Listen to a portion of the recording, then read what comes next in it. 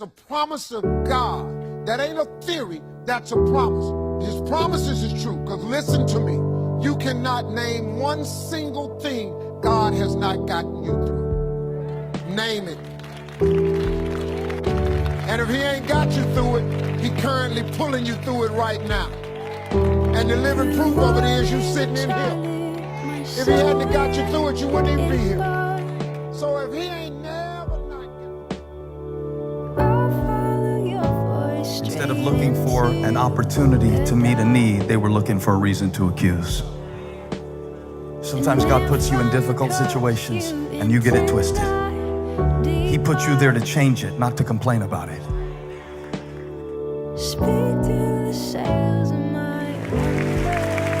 You know how I know you're important? It takes boldness to call your sermon, "You must be important." It takes boldness to call your sermon that, but I know it not because of the car you drive, not because of the house you live in, not because I looked up how many Instagram followers you have. I know you're important because of your storm. See, the size of your storm tells me something about your importance. The size of your storm lets me know the importance of your assignment. The devil doesn't start a storm for somebody who he's not threatened by. If you're going through a storm, there's something so big on the other side. And if you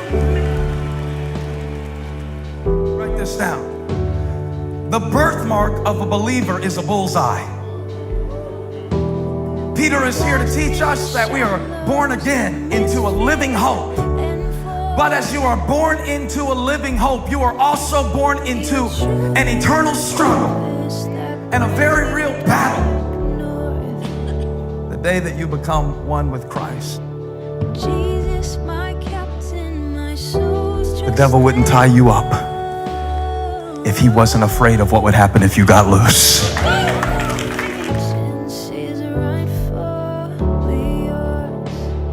Because sometimes, in order to be used by God, you have to leave what is familiar.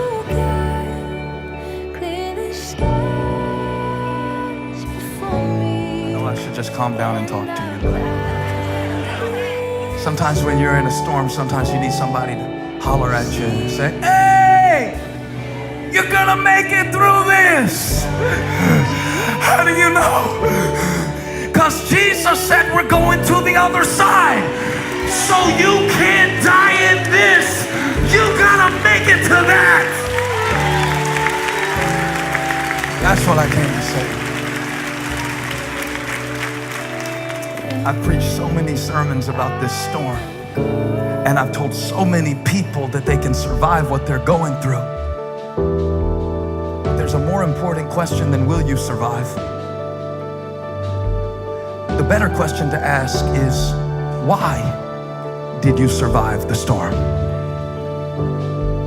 Have you ever thought about how many things the enemy did, even early in your life, to try to stop you from having a relationship with God? Remember, this is Mark chapter 4, not Mark chapter 5. This man has not even seen Jesus yet there is a storm that is sent to the Sea of Galilee to keep Jesus from getting to him. I know. How do you know the devil started the storm? Maybe it was just climate change. Because it said Jesus rebuked the wind and the waves. Jesus doesn't rebuke natural elements, he rebukes demons. The same demonic oppression that was oppressing that man was in that sea, trying to stop Jesus from getting to the man. You were on the devil's hit list before you were ever born. There were things in your family line that were happening before you were born that were designed to keep you from being in church at this moment today. To interpret, the country preachers always said that the rest of the Israelites looked at Goliath and said, he's too big to kill. And David looked at him and said, what? He's too big to miss. But let me tell you something. I want you to write this down. Gifts are often accompanied by discomforts, so that the gifted doesn't rest in the gift and neglect the giver. I'm going to say it again, so I want you to write it down. This will change your life if you use it. Gifts are often accompanied by discomfort, so that the gifted does not rest in the gift and neglect the giver. Sometimes God will give you a gift and also give you a problem so that you won't think that you got the gift without him.